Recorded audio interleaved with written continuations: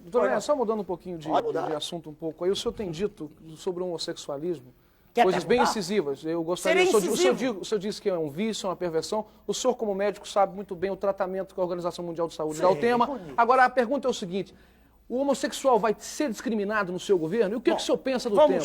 Perfeito. A pergunta é clara e vamos respondê-la da mesma maneira que temos feito em todos os locais. Viro para o senhor, né? Bem devagar.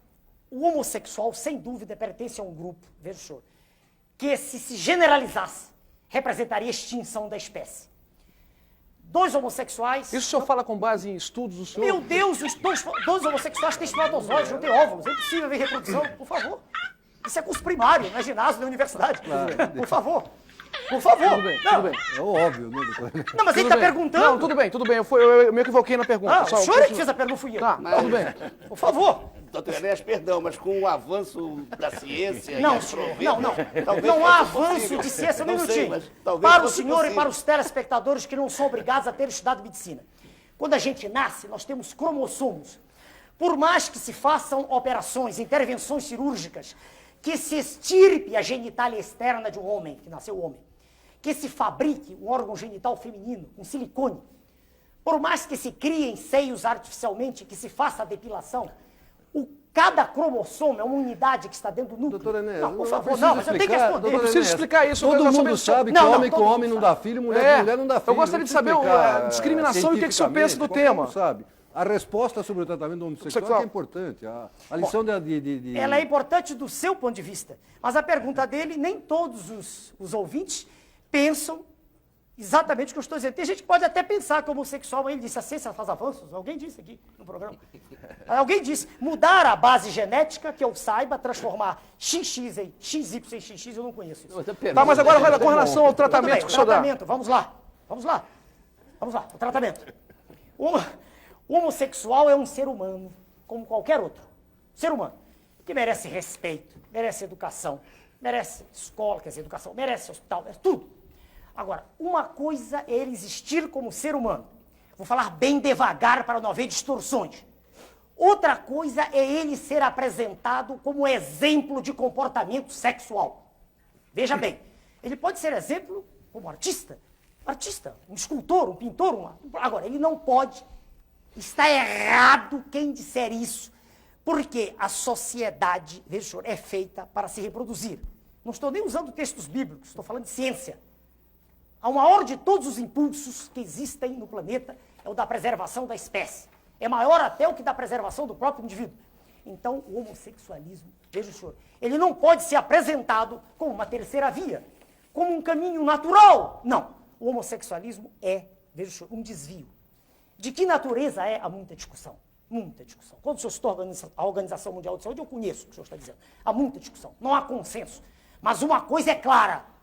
Ser homossexual não é um exemplo do ponto de vista de atividade. Vai ser discriminado no seu governo? Vai ser dito exatamente isso que eu estou dizendo aqui, antes, durante e depois. Vai ser tratado com todos os direitos a que um ser humano tem direito.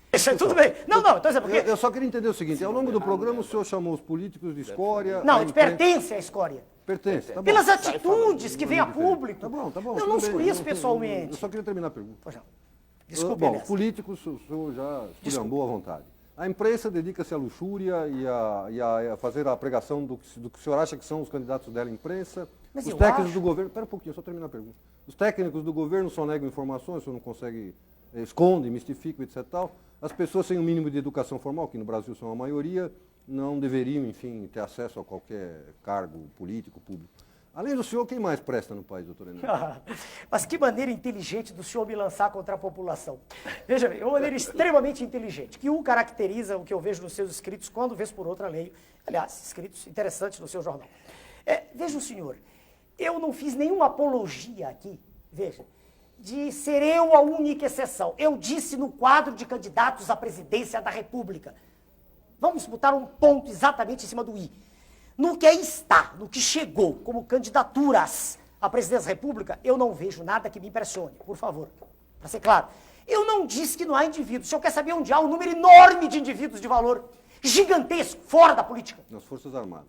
Fora da política, não necessariamente. As Forças Armadas têm indivíduos de valor, o senhor não gosta delas, é um direito que o senhor tem. Mas há indivíduos de valor...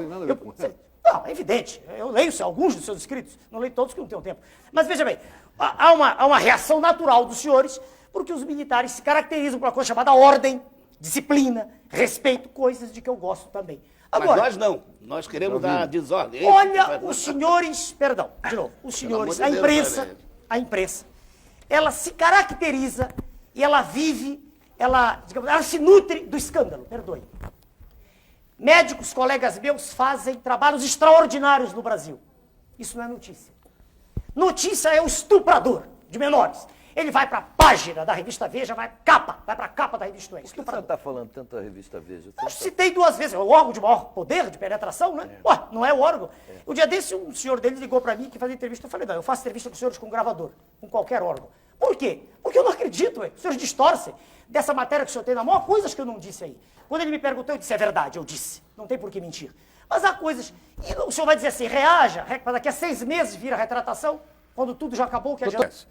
Eu gostaria que o senhor me confirmasse o seguinte. O jornal O Globo, no dia 12 de maio, publicou uma expressão atribuída ao senhor. Eu gostaria de perguntar ao senhor se ela procede ou não. Ele diz o seguinte, que o senhor teria dito que a classe política brasileira é representada pela escória da sociedade. O senhor disse isso? Disse com os mesmos termos. Então, eu quero respeitosamente perguntar ao senhor o seguinte. O senhor se inclui nisso? Não. Por isso não quis ser candidato a nada. Quando eu disse escória, eu quero dizer o seguinte. É difícil, claro que há exceções em todos os níveis, em todos os meios. Mas é difícil o senhor encontrar no cenário político um cientista. Um homem que tenha dedicado sua vida à ciência. Geralmente ele sente repugnância pelo processo. E por que ele sente esse sentimento específico? Porque se criou toda uma imagem, que é a imagem das ruas, não é a imagem da imprensa, é a imagem nas ruas, de uma aversão pelo político. O político geralmente é vaiado. O político geralmente é alguém para quem se olha assim, cheio de vida fácil. E quando a gente acompanha todo o processo, a gente vê que, na maioria das vezes, na esmagadora maioria das vezes, o sujeito se aproxima para tirar vantagem. Ele se aproxima porque ele fracassou na vida profissional.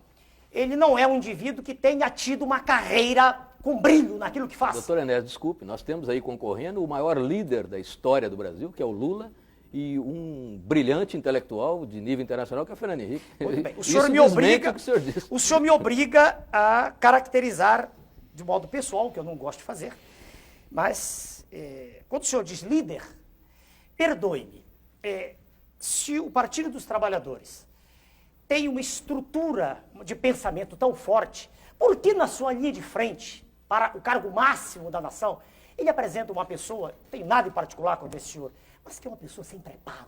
Como sem preparo? O por preparo favor, só se adquire na academia? Exatamente. Chegaremos lá. De preparo isso não faz se limita sentido. ao sábio. Não, preparo. Eu nunca disse que era sábio, senhor. Não digo isso. Eu sou um estudioso de ciência. Veja bem, quando eu digo sem preparo, vamos ser claros, todos nós.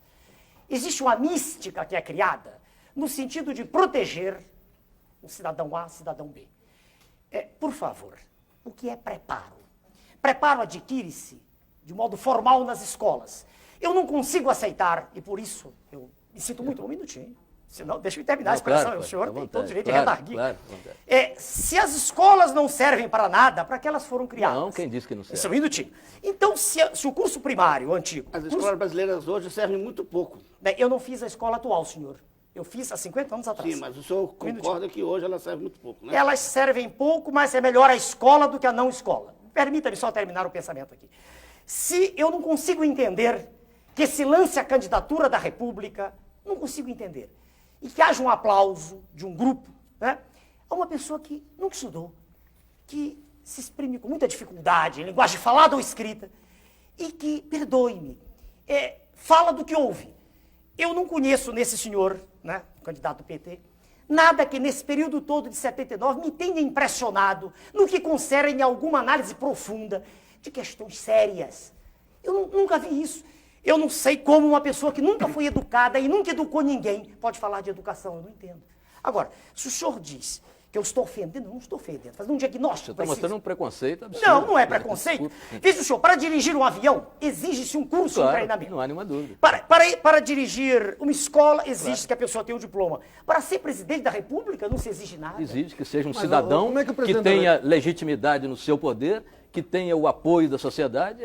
Desde que esse apoio seja manifesto, não dessa forma que é. Como dessa forma? Metade da população se diz insatisfeita, 56% são as estatísticas. Agora, o senhor expõe em todos os programas, nas primeiras páginas de jornais, todos os dias, desde 1979, as mesmas pessoas, os senhores, e tem as suas razões para isso, os senhores têm todo direito de ter seus candidatos. Não, é natural. Por favor. É natural. Em 89, não é essa a questão. É, sim, senhor. Não, senhor, como meus candidatos, nossos candidatos. Não, os senhores me chamaram porque a lei assim o exige hoje. Em 1989, eu era a mesma pessoa, tão preparada quanto sou hoje. Os mesmos diplomas que tenho hoje. Nunca houve um órgão de comunicação, nunca não. O senhor Jô Soares me chamou, me deu essa oportunidade. Mas ninguém se interessava, era uma pilhéria. Eu era um motivo de jocosidade, era uma figura para os senhores histriônica. Estou falando em geral. Pode até haver no conjunto dos senhores alguém que admita, que aprecia o que eu digo. Agora, então, se há o preconceito não é meu. O que é que deveria fazer a imprensa quando vê um médico que trabalhou a vida inteira, que ensinou a vida inteira, que formou jovens, que nunca chegou atrasado ao seu curso, que deu exemplo de cidadania formando pessoas, que se dedicou sempre ao trabalho e não fazendo greves, estudando e trabalhando? Por que a imprensa não foi perguntar para mim o que eu pensava em 89? Por que, um minutinho, porque só 5 anos depois, quando eu provei de modo categórico que não queria pertencer ao sistema, por que só 5 anos depois a imprensa se interessou? Dê-me uma razão. Eu dizia as mesmas coisas. Qual é a vantagem que tem o cidadão que educou, formou, etc. Ele um operário comum, não estou me referindo ao aluno, um operário comum que educou os seus filhos, que ensinou os seus filhos, que trabalhou a vida inteira e que fez greve também, que é constitucional, perfeitamente constitucional. O seu viés autoritário transforma a greve num pecado mortal. Está na Constituição. A greve é um direito inalienável do trabalhador. Eu nunca disse o contrário, está no manifesto do meu partido. Isto é uma coisa. Outra coisa é viver disso. É fazer disso profissão de fé. Outra coisa é não ter feito nada além disso na vida, como, aliás, o jornal do senhor escreve sobre mim, não sei quem, não me lembro, porque eu não gravo o nome dos senhores, que diz que a biografia do senhor candidato PT é melhor que a minha. Mostre-me o currículo do candidato PT. Mostre-me o que ele fez ao longo da vida. Por favor. O senhor estou obrigado a dizer. Pois não. O senhor está sugerindo que, para a presidência da República, da República, façamos, como se fazia até, de certo modo, na Grécia, um concurso de livre docentes? Olha, um concurso seria algo extremamente mais legítimo do que isso que aí está. A lei eleitoral foi feita assim agora, dizem que é muito boa. Ela é melhor do que a anterior, mas ela foi feita assim, veja o senhor. Ela dá a um candidato 7 minutos de exposição, apesar de estar todos os dias nos jornais. Dá outros 5, 6. Eu terei 1 minuto para expor. Eu lhe garanto uma coisa, e digo para o senhor e para todos que ouvem.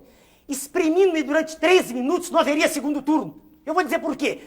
Porque, espera aí, se o senhor conversar com o homem da rua, o que ele quer ouvir é exatamente o que eu estou dizendo. Não tenha dúvida. Eu queria que o senhor me desse uma resposta. Pois não. Seria melhor que fosse um concurso de livre docência, de títulos e Olha, veja bem, devagar. Eu quero dizer o seguinte. E currículos? Para responder ele, por favor. Dever-se-ia exigir um mínimo.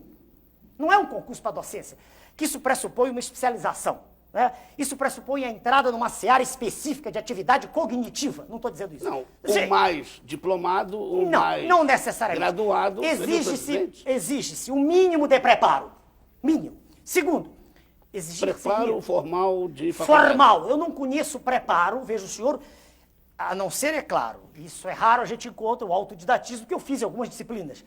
Mas a formação curricular é fundamental para que uma pessoa possa manifestar-se acerca de um tema. Estamos todos aqui.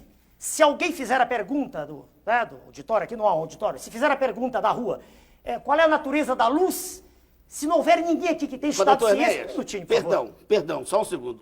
O senhor está desse jeito, e se vamos pensar só para pensar, ir para um certo extremo, impedindo que o povo vote. Ele não tem preparo para opinar sobre assuntos dessa Eu não disse isso, eu não disse que... Veja, senhor, se eu não Sim, mas o senhor disse exatamente isso. Não, eu falei de quem vai dirigir. Veja, senhor, mas quem vai escolher também tem que estar preparado para uma missão O raciocínio leva isso. O raciocínio leva isso. Não disse isso. Veja o senhor. Para o só votariam os homens bons. Aqueles com um certo nível de preparo. A República sensitária. É natural que os senhores pensem assim, e é natural que os pontos de vista sejam diametralmente opostos. Claro, eu respeito. Mas eu não disse isso. Eu disse o seguinte, primeiro que a discussão não leva a nada, porque a Constituição aí está e vai ser como ela determina. É eleição. Não, são- e qualquer são pessoa, mesmo conceitos, semi-analfabeta, como é o candidato do PT, é candidato a presidente, está tudo bem. Isso não tem dúvida nenhuma. Agora, representa um protesto da classe média contra o que aí está, o que sempre esteve, quer dizer, há muito tempo está, há muito tempo. Porque o senhor Getúlio Vargas era um homem preocupado com a nação, sem dúvida. Estou elogiando um aqui. Doutor Neto, Era- Doutor Neto. eu queria abrir a- Getúlio eu queria Vargas, abrir Fidel a- Castro já são dois ditadores. Se o senhor elogiados. se o senhor quer olhar sob esse prisma, se para o senhor é extremamente elogiável um presidente que é um boneco, se o senhor gosta disso, eu respeito sua tese. O que está nos seus esquemas, eu não penso assim. Doutor Dê-me Neto. o direito de pensar diferente. Não, lhe dou o direito. Eu só exato. quero que o senhor diga. Não, mas- Então, vamos voltar à pergunta do Fidel Castro. O senhor disse que não era bem assim. Mas não é assim por causa do Qual é o seu socialismo. modelo? Qual é o seu modelo de estadista, vai? Estadista, vamos Do devagar. presente ou do passado? Do passado. Vamos para homens de personalidade forte que me impressionaram. Não são da minha geração, então só leitura. Meiji no Japão, criador da Era das Luzes, que endireitou o Japão e preparou o Japão para ser a potência que é hoje. Só que Criou ele as bases. era um absolutista e não foi eleito pelo povo. Sim, Não, isso ele- é irrelevante. Getúlio Vargas foi ditador e depois foi eleito. O que provou que o povo queria ou Quer dizer, ser desejava. absolutista é irrelevante para o senhor, foi isso que eu vi?